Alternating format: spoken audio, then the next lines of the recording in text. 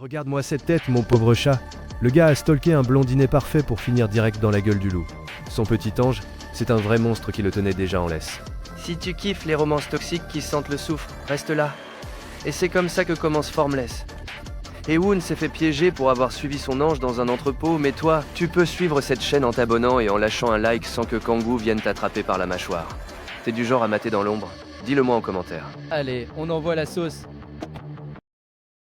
C'est le genre de passage à tabac qui fait mal rien qu'à regarder. Dans un entrepôt en ruine, des brutes sont en train de massacrer un pauvre type qui, à ce stade, ressemble plus à une mare de sang qu'à un être humain. Affalé au sol, le malheureux supplie qu'on l'épargne, mais la pitié, ces gars-là ne connaissent pas. On n'entend que le bruit sourd des coups qui résonnent contre les murs. C'est là que le boss fait son entrée. Il a une gueule de mannequin de magazine, mais le regard d'un grand requin blanc. Il contemple le carnage avec mépris, comme si les taches de sang risquaient de ruiner ses chaussures de luxe. Puis il ordonne qu'on dégage ses mains sales de là. On voit bien que la procédure l'ennuie, alors il prend l'arme de l'un de ses hommes pour finir le travail lui-même. Le mec est un pro, même dans la violence, il s'assure que sa pochette de costume est bien assortie au futur bleu qu'il va distribuer. Pendant que le chef règle l'affaire à sa manière, les cris envahissent le hangar. Mais ils ne sont pas seuls. Caché derrière des caisses, Ewoon assiste à tout ce film d'horreur aux premières loges. Pâle comme un linge, le gamin se plaque la main sur la bouche pour ne pas hurler. Il prie pour que l'obscurité le protège, même si on sent que l'instinct de survie n'est pas son fort. Ewoon reste pétrifié, persuadé qu'il est encore invisible. Erreur fatale. Le boss s'approche de lui avec un calme glacial. Le saisit par les cheveux sans le moindre effort et le force à le regarder en face. Il l'a totalement à sa merci. « Pourquoi tu m'as suivi jusqu'ici aujourd'hui ?» lui murmure-t-il à l'oreille d'un ton terrifiant. À cet instant, Ewoon comprend tout le type qu'il stockait était au courant de ses moindres faits et gestes. Il connaissait ses horaires et le gardait à l'œil depuis le début. En gros, il l'a mené par le bout du nez jusqu'à une scène de crime. Le chasseur est devenu la proie la plus facile de l'histoire. Kangoo lui broie la mâchoire entre ses doigts et exige une réponse immédiate. Ewoon ne peut même pas crier, il se contente d'acquiescer comme un chiot terrorisé. Le cerveau totalement vidé par la peur. Pour comprendre comment il a fini par devenir le jouet d'un psychopathe, il faut revenir à la genèse de ce délire. Ewoon se remémore ses après-midi à la fac passée à épier Seo Kangoo, un étudiant d'une promo inférieure qui semble tout droit sorti d'une pub pour parfum de luxe. Ewoon vit dans sa bulle, il s'imagine que parce que le blond lui sourit, ils partagent un lien spécial que personne d'autre ne peut saisir. Il passait son temps à le guetter derrière les murs, complètement béat, persuadé que Kangoo était distant avec tout le monde sauf avec lui, ignorant que le mec est un aimant agent par nature. Sous le prétexte bidon qu'il rentrait dans la même direction, il le suivait quotidiennement jusqu'à arriver devant un manoir qui confirmait toutes les rumeurs. Le type est un héritier milliardaire avec une façade d'ange. Ewoon a mordu à l'hameçon sans hésiter. Il se sentait privilégié de connaître le secret de sa demeure, se jurant que tant qu'il ne posait pas de caméra, Ce n'était que de l'admiration dévouée.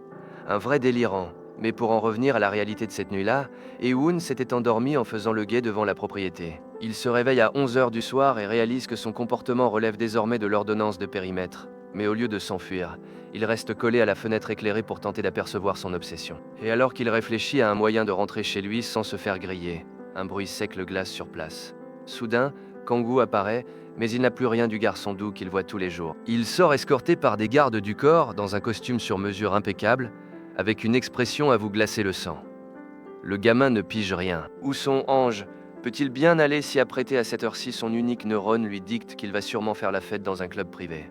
Au lieu de s'estimer heureux et de partir, il décide que la surveillance doit continuer. Il saute dans un taxi et lâche la réplique culte. « Suivez cette voiture, c'est incroyable à quel point il est inconscient. » Il meurt d'envie de découvrir la version nocturne de Kangoo, sans se douter une seconde qu'il est en train de se livrer sur un plateau d'argent. Ewoon vient de claquer 50 balles en taxi pour suivre son obsession, tout ça pour finir devant un entrepôt miteux qui n'a absolument rien d'une boîte de nuit, peu importe l'angle sous lequel on le regarde. Il ne comprend pas pourquoi Kangoo s'est mis sur son 31 pour venir dans un tel dépotoir, mais comme son instinct de survie est proche du néant, il décide de descendre voir ce qu'il se trame. Il jette un œil à l'intérieur et ce qu'il découvre lui donne instantanément une chute de tension. Ewoon reste pétrifié, réalisant qu'il s'est jeté dans la gueule du loup par pure curiosité. Son collègue modèle est bien là, mais il n'est pas d'humeur à faire la fête. Le blond est entouré de gorilles pendant qu'un type à genoux le supplie de l'épargner. L'homme au sol implore sa clémence, mais le regard de Kangoo confirme qu'il n'est pas d'humeur à pardonner. L'héritier lui fait comprendre qu'il a les menteurs en horreur, et les choses sérieuses commencent. Le bruit sourd des coups et le craquement des os résonnent jusqu'à l'extérieur. Pendant ce temps, le pauvre gars observe la scène depuis l'ombre, tremblant comme une feuille. Il réalise enfin qu'il aurait dû appeler les flics dès qu'il a vu le premier costume noir, mais son bon sens a un train de retard. Iwoon essaie de se fondre dans le décor, mais l'autre a un radar à intrus et l'a déjà repéré. Kang-woo s'approche avec un calme glacial qui donne la chair de poule. Il lui saisit le visage et remarque que Hae-woon saigne à cause du coup qu'il vient de se prendre. Sans sourciller, il lui reproche de ne pas savoir suivre les instructions et lui dit qu'il aurait dû serrer les dents avant l'impact, le traitant comme un stagiaire qui n'aurait pas lu le manuel. Le gamin est en miettes. Il pleure et bafouille des excuses sous le regard méprisant du blond. Iwoon tente d'expliquer sa présence, mais Kang-woo le coupe net en exigeant la vérité. La dignité au plus bas, il avoue qu'en le voyant si élégant, il a cru qu'il sortait s'amuser et qu'il a décidé de le suivre jusqu'à ce bâtiment désaffecté. À genoux, il inonde le sol de ses larmes en essayant de faire gober son histoire de harceleur amateur. Mais on ne la fait pas à un mafieux. Il s'approche avec un sourire qui glace le sang et lâche sa bombe. Il savait qu'il était suivi depuis le tout premier pâté de maison. Ça l'a amusé de voir le garçon essayer de se cacher derrière des poteaux plus fins que lui. Maintenant qu'il le tient, il lui attrape le menton pour lui demander si tout ce cirque, c'était juste parce qu'il voulait coucher avec lui. Iwoon devient rouge pivoine, totalement déstabilisé par la question. Il finit pourtant par avouer que l'idée lui avait effectivement traversé l'esprit. Kang-woo lui précise qu'il le prendrait très mal s'il se dégonflait maintenant, car c'est lui qui a soudain envie de s'amuser avec son harceleur personnel. Son sens de l'hospitalité est pour le moins tordu, il l'invite à entrer en le prévenant qu'il serait très déçu s'il ne se laissait pas utiliser comme jouet un petit moment. Réalisant qu'il est pris au piège, Hae-woon panique complètement et tente d'alerter la police. Mais la peur paralyse ses doigts et il finit par envoyer un message qui ressemble à un chat qui aurait marché sur le clavier. En un éclair, Kang-woo lui arrache son téléphone des mains, se moquant de lui parce qu'il croit encore aux fins heureuses. Le pauvre gars n'a plus qu'à s'agripper à sa chemise en suppliant pour sa vie, promettant de faire n'importe quoi pour ne pas finir dans un sac poubelle. Avec un sourire digne d'un méchant de cinéma, le psychopathe lui empoigne fermement les cheveux et lui annonce que la discussion est terminée, place à l'action. Iwoon s'est invité tout seul à suivre son obsession jusqu'à un entrepôt abandonné et maintenant il doit payer. Kang-woo lui remet les idées en place d'une gifle, parce qu'il n'a pas de patience pour ceux qui ne savent pas fermer leur gueule. « Attention aux dents, tu viens de me griffer !» le prévient-il, comme s'il grondait un chien qui a mordillé le canapé par accident. Par terre, en larmes, le gamin essaie d'encaisser que son rêve d'amour vient de se transformer en cauchemar en 2 secondes. Kang-woo le regarde comme on regarde une tache sur le sol, pas une once de pitié. Il l'oblige à relever la tête et lui rend un de ces sourires qui préviennent que le pire ne fait que commencer. Au moment où le gamin est sur le point de craquer, un garde du corps arrive avec un sac, et le blond, avec ce calme de dingue, lui demande s'il veut faire un plan à 3 pour pimenter la soirée. Iwoon panique complètement entre pleurs et cris. Il jure qu'il ne veut personne d'autre, qu'il n'a Dieu que pour lui. Regarde ce pauvre type, aux cordes, et il essaie encore de sauver la relation. Un moment passe, Iwoon commence tout juste à réagir, se demandant où ils sont. Kang-woo le sort de sa torpeur en lui filant le sac et lui dit que voilà ce qu'il cherchait. Mais le gamin est tellement perdu qu'il ne comprend même pas où il se trouve. Avant de descendre, il lui balance la menace pour que ce soit bien clair qui commande. Kang-woo l'avertit que s'il vient à parler, sa famille paiera très cher. Il l'a bien étudié, il sait pour la maladie de sa mère et que son frère se cache aux Philippines à cause de dettes louches. C'est le genre de méchant qui prend le temps de fouiller tout ton arbre généalogique pour que sa menace ait le poids qu'il faut. « Si tu ouvres la bouche, ton frère d'abord et ensuite ta mère », dit-il avec la même sérénité qu'on commande un café.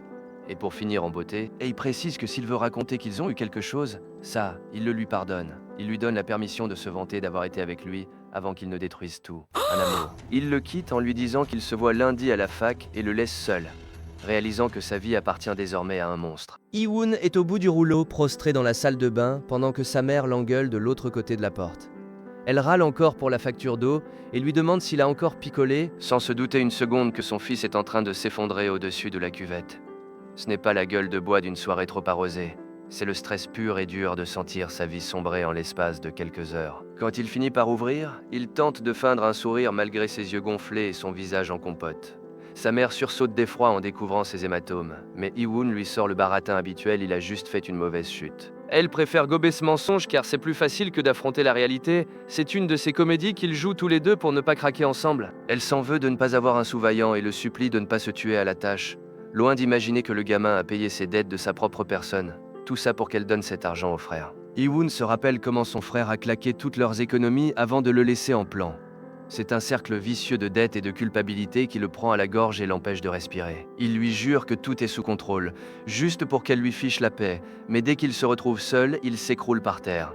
Parfois, aimerait que ce soit normal de détester sa famille pour l'avoir mis dans cette merde, mais l'affection et la pitié pèsent bien plus lourd que la rancœur. C'est tout le drame d'avoir un cœur d'or dans un monde qui ne jure que par le liquide. Lundi arrive l'heure de retourner à la fac. Manque de peau, le premier cours est avec ce psychopathe de Kang-woo. Hee-woon entre en classe, le visage couvert de pansements et avec l'instinct de survie d'un figurant qui sait qu'il va prendre cher. Cherchant le coin le plus sombre pour essayer de se faire oublier. Mais à peine a-t-il pointé le bout de son nez qu'il tombe sur le type, déjà installé, qui l'attend avec ce petit sourire en coin genre « tu m'as manqué ». Kang-woo est venu en avance juste pour lui pourrir la journée, et le pauvre gosse reste planté à l'entrée, comme s'il venait de voir un fantôme. Bousculé par un camarade, Hee-woon fait un bond d'1 mètre, il est tellement traumatisé que le moindre contact physique lui donne l'impression qu'un coup va partir. Il s'excuse tout tremblant et file direct vers le fond de la salle, persuadé qu'il sera à l'abri au milieu de la foule.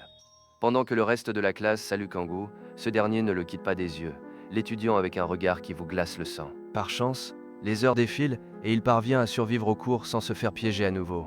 Il sort de la fac en se prenant pour un génie de la tactique pour avoir réussi à l'esquiver tout ce temps finalement. Connaître son emploi du temps par cœur aura été le seul avantage de son obsession malsaine. Il marche tranquillement en rêvant d'une sieste, quand soudain, il percute quelqu'un de plein fouet. Le choc le laisse étourdi et son téléphone s'envole pour s'écraser sur le béton.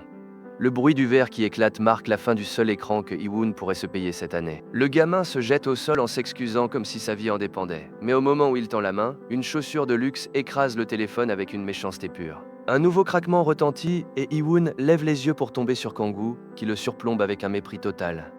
On dirait que ça l'agace qu'on lui demande pardon sans le regarder en face. Zaven vient de s'arrêter net avant même le coin de la rue. Kang-woo exige qu'il le regarde dans les yeux. Une excuse ne lui suffit pas, il veut que le gamin comprenne qu'il le tient par les couilles. Hee-woon est dans un état pitoyable la tête. Recouverte de sparadraps et des marques dans le cou qui n'ont rien d'une bagarre, on dirait plutôt une séance de tendresse assez violente. Le psychopathe se moque de lui, l'appelle Sunbae avec un sarcasme écœurant et lui ordonne de se lever. Mais le garçon est si terrorisé qu'il tient à peine debout. Il s'effondre sur place, en hyperventilation, comme si l'air lui coûtait une fortune. Une vraie loque humaine. L'héritier l'attrape fermement et l'avertit qu'ils doivent parler. Mais Hee-woon, dans une tentative désespérée de s'enfuir, sort l'excuse qu'il doit donner des cours particuliers. Erreur fatale, le type connaît son emploi du temps mieux que lui. Il lui rappelle qu'il est 8h30 dans une éternité et le prévient d'arrêter de se cacher s'il ne veut pas continuer à se faire tabasser. Ils finissent sur le toit de la voiture, une tension à couper au couteau. Kang-woo est furieux parce que Hee-woon l'a évité toute la journée. « Qu'est-ce qu'il y a? Je sens le cadavre » demande-t-il avec un regard qui tue. Il l'accuse même de l'avoir utilisé comme un jouet avant de le jeter. Hee-woon, à bout de peur, admet qu'il pensait que Kang-woo ne voulait plus de lui. Le type remarque qu'il a les yeux rouges à force de pleurer et c'est là qu'il lui attrape le visage. Il lui avoue qu'il n'a pas réussi à le sortir de sa tête une seule seconde et que, en fait, il n'a pas dormi à force de penser à lui. Comme c'est un toxique de Manuel, ils décident qu'ils vont dîner ensemble maintenant et l'emmènent directement chez lui, sans lui laisser le choix. Ils arrivent dans un manoir qui respire l'opulence, mais Hee-woon a l'impression d'entrer dans la gueule du loup. On leur sert un banquet et le pauvre garçon n'arrive même pas à lever ses baguettes tellement il est nerveux, tandis que Kang-woo le regarde parfaitement à son aise, lui demandant s'il n'est pas content de voir sa maison. Le type lui organise même son agenda et propose qu'ils déjeunent ensemble tous les jours pour le tenir bien sous contrôle. Il se moque qu'il soit assez lâche pour flipper pour 2 claques et admet que pour lui, tout ça n'est qu'un passe-temps qui commence à peine. Hee-woon fixe son assiette en cherchant une issue, évaluant s'il doit appeler la police ou carrément fuir le pays. Et aussitôt il retombe dans la réalité s'il disparaît. Les prêteurs sur gage s'en prendront directement à sa mère. En repensant à sa mère qui lui demandait de ne pas trop se surmener, il comprend qu'il n'y a pas d'échappatoire. Il doit choisir entre être le jouet d'un déséquilibré ou laisser sa famille subir les conséquences. Il cherche une dernière carte à jouer et demande, tout tremblant, que le mieux serait qu'il reste éloigné pour éviter les ennuis. Mauvaise décision. Le sourire de Kang-woo s'efface d'un coup, il l'attrape par les cheveux sans aucune pitié et le secoue pour qu'il comprenne qu'il en a marre de faire semblant d'être gentil. Fini le rôle de l'hôte poli maintenant. Ça va se corser. Kang-woo en a soupé de ses manières. Son regard est sans appel, la récréation est terminée. Les gants blancs sont au placard. Hee-woon tente de bafouiller des excuses en tremblant comme une feuille, mais l'autre n'en a strictement rien à faire. Il a décrété que la diplomatie ne servait à rien et que seule la fermeté ferait entendre raison à ce gamin. Sans un mot, il l'empoigne fermement et le plaque brutalement contre la table. Hee-woon ne peut que s'effondrer en larmes et le supplier d'arrêter, mais Kang-woo a définitivement perdu patience. Il l'accable de reproches, prenant un plaisir non dissimulé à voir le garçon se briser complètement sous ses yeux. Il lui saisit la mâchoire et lui dicte sa nouvelle règle d'or désormais. À chaque ordre, il devra répondre par un « d'accord ». Kang-woo, pas d'excuses. Pas de mais. Le gosse est tellement anéanti qu'il est prêt à accepter n'importe quoi pour que la pression retombe, ne serait-ce qu'une seconde. Le choc émotionnel est tel que Hee-woon est pris d'une crise de hockey incontrôlable. Il est là, en miettes, se cachant le visage pour essayer de reprendre son souffle entre deux sanglots. Kang-woo semble presque agacé par la fragilité de sa victime et lui lance une remarque méprisante sur sa faiblesse mentale. Puis, d'un coup, il change de ton, il l'attrape par le col et l'embrasse sans prévenir.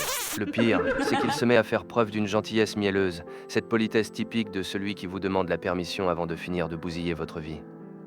Hee-woon reste pétrifié. Il ne comprend pas comment celui qui le brutalisait l'instant d'avant peut maintenant lui caresser le visage avec une douceur si suspecte qu'elle en devient effrayante. Kang-woo lui demande si ça a au moins calmé son hoquet, puis il lui ordonne de s'asseoir pour finir son repas comme s'il était un tuteur exemplaire. Évidemment, pour Hee-woon, chaque bouchée pèse une tonne.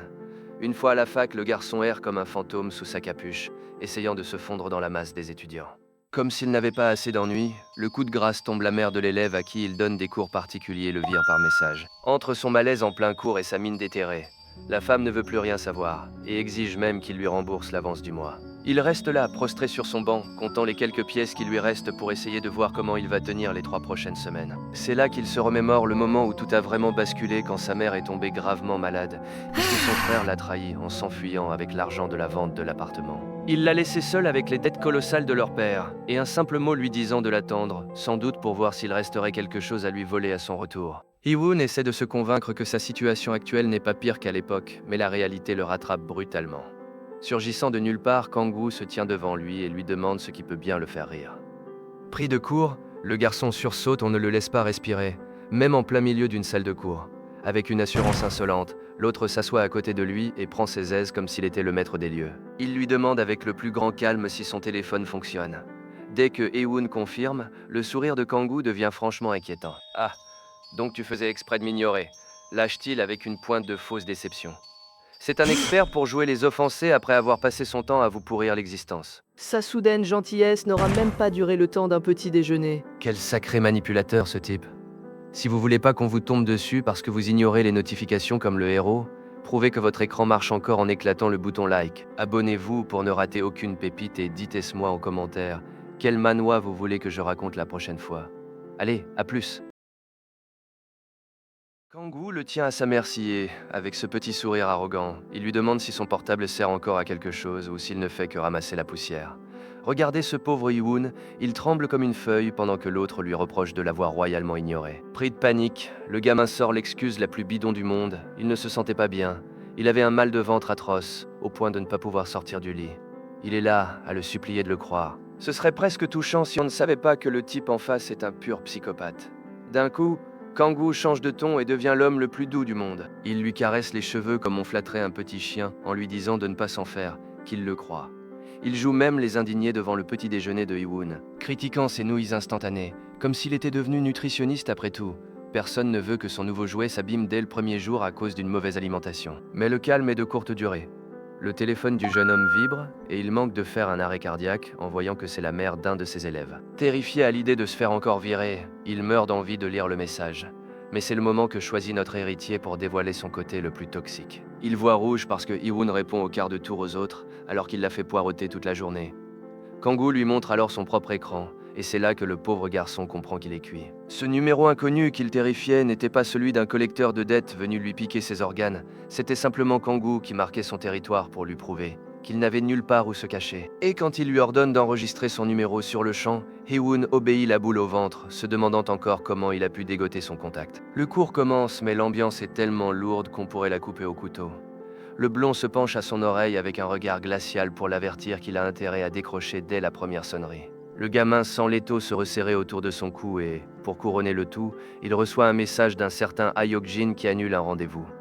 On ne lui laisse vraiment aucun répit, même en plein cours. À l'heure du déjeuner, la tension est toujours à son comble. Kang-woo lui écrase le pied sous la table pour s'imposer pendant que le pauvre garçon essaie tant bien que mal d'expliquer qu'il ne s'agissait que d'un travail de groupe. Le blond le fait taire d'un regard et se met même à lui couper sa viande comme s'il s'occupait d'un gamin de maternelle.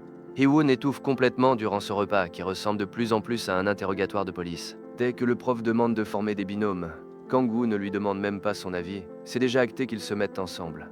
Soudain, un troisième type débarque pour s'incruster. Hee-woon prie pour que le blond l'envoie balader, mais Kang-woo accepte avec un sourire de façade. On dirait bien qu'avoir un public rend le jeu encore plus amusant pour ce sadique.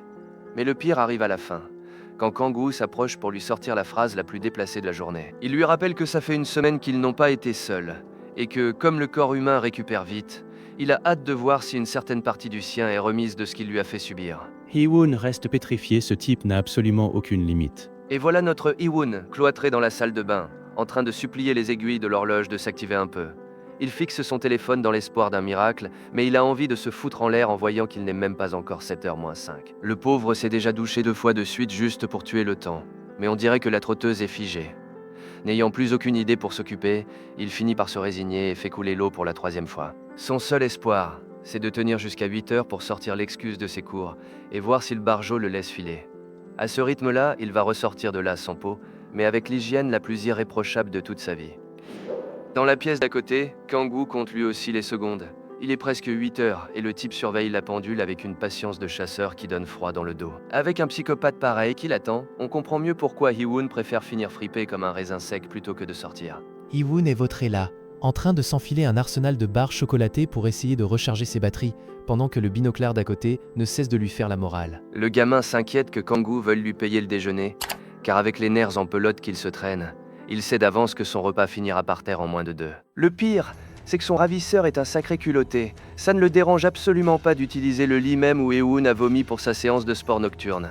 Faut croire que le psychopathe se fout pas mal de l'hygiène quand il a une autre forme de faim à assouvir. Le type aux lunettes s'acharne à le faire passer pour un bon à rien, il menace d'aller tout balancer à sa mère si ses notes ne remontent pas, et il s'en sert comme d'un esclave académique pour lui torcher ses examens blancs. Pour ce petit merdeux, ses résultats comptent bien plus que la santé mentale de Hee-Woon.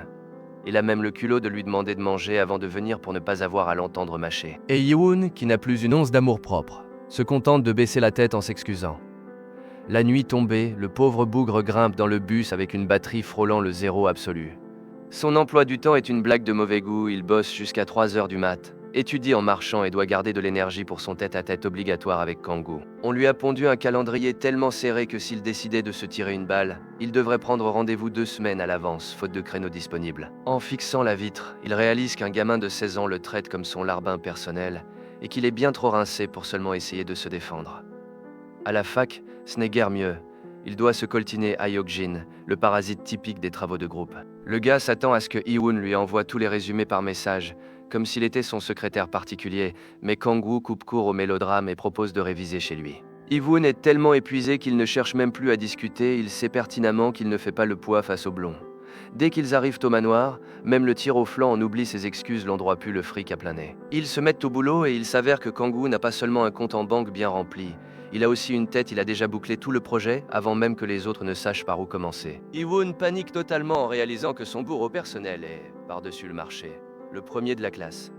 Le gamin tente d'apaiser les tensions avec quelques sucreries, mais l'accalmie est de courte durée. Hyuk-jin, un peu trop familier, lui saute dessus pour le charrier un bon coup, et lui attrape le cou comme s'ils étaient les meilleurs amis du monde. C'est là que tout bascule, une marque rouge sur la peau de Hee-Woon, qui ne laisse que peu de place à l'imagination, et qui explique enfin pourquoi il restait aussi couvert. L'autre lourdeau insiste et essaie de voir le souvenir de plus près, ignorant qu'il est assis à côté d'un psychopathe. Kang-woo, qui l'observait en silence, fracasse sa tasse contre la table avec le calme de celui qui demande juste un peu de sucre. C'est que le blond est un hôte très attentionné.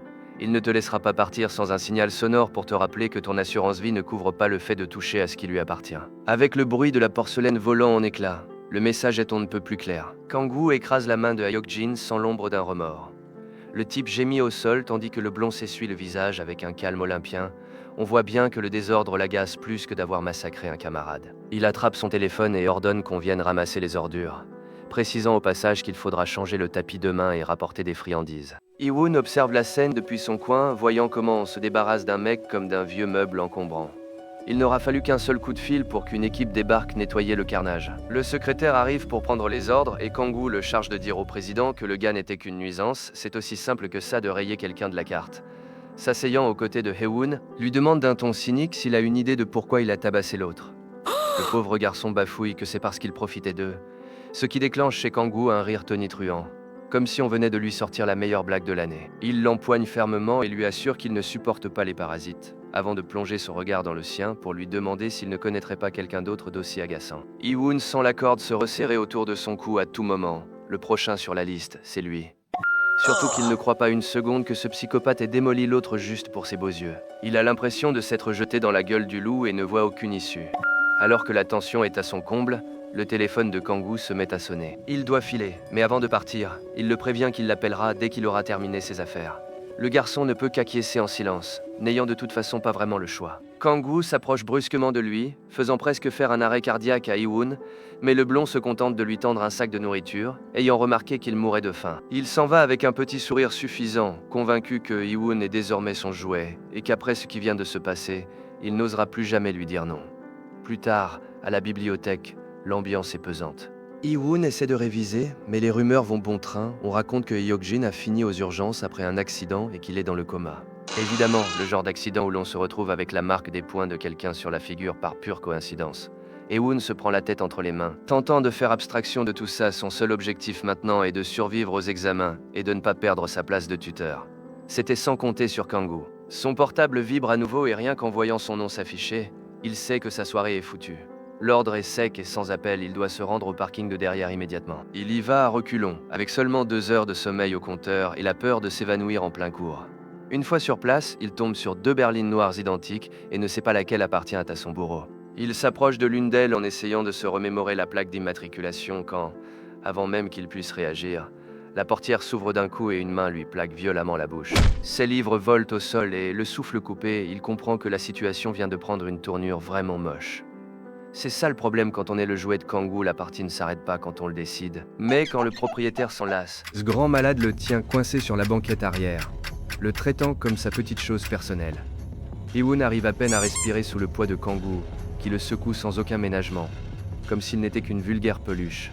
Il tente de demander ce qui lui prend, mais l'héritier joue les victimes et prend un air outré. Il ose lui sortir qu'il était ravi de le voir et que sa réaction a été lamentable. Quel cynisme. Non seulement il le kidnappe, mais en plus, c'est lui qui fait l'offenser. Kangoo change de ton en un éclair et le prévient qu'il ne tolérera plus aucun mépris de sa part. Il lui tire les cheveux avec une violence inouïe, arrachant à Iwoon un gémissement de pure douleur. À bout de force, ne sachant plus quoi faire pour qu'on le lâche, le pauvre garçon finit par s'effondrer en larmes. Le type s'arrête net et lui demande avec un calme olympien pourquoi il pleure. Selon sa logique, une poignée de cheveux presque arrachés, ça ne compte pas comme un coup, tant qu'il n'y a pas de sang. « Je t'ai frappé, peut-être » lui lance-t-il, comme s'il lui faisait une fleur. Iwoon balbutie que ça lui a fait un mal de chien, ce qui laisse Kangoo silencieux un instant. Il réalise enfin qu'il a une force de brute, mais il balaie ça d'un revers de main avec un sourire narquois. Il lui ordonne d'arrêter ses conneries, d'essuyer son visage et de passer sur le siège passager. Iwoon, tremblant de peur, demande où ils vont maintenant. L'autre ne daigne même pas le regarder et lui dit de boucler sa ceinture, parce que c'est l'heure de dîner. Quel gentleman, il te malmène dans une bagnole, mais il s'assure que tu ne fasses pas ta prochaine crise de nerfs l'estomac vide. Iwoon imagine déjà qu'après le dîner viendra le dessert traumatique qu'il redoute tant. Kangoo l'envoie même dormir un peu pendant le trajet, prétextant que ses cernes le dégoûtent. Iwoon ferme les yeux en espérant que ce voyage ne finisse jamais. Pendant que la voiture roule, Kangoo continue de jouer au propriétaire et lui caresse la tête comme s'il félicitait un chien.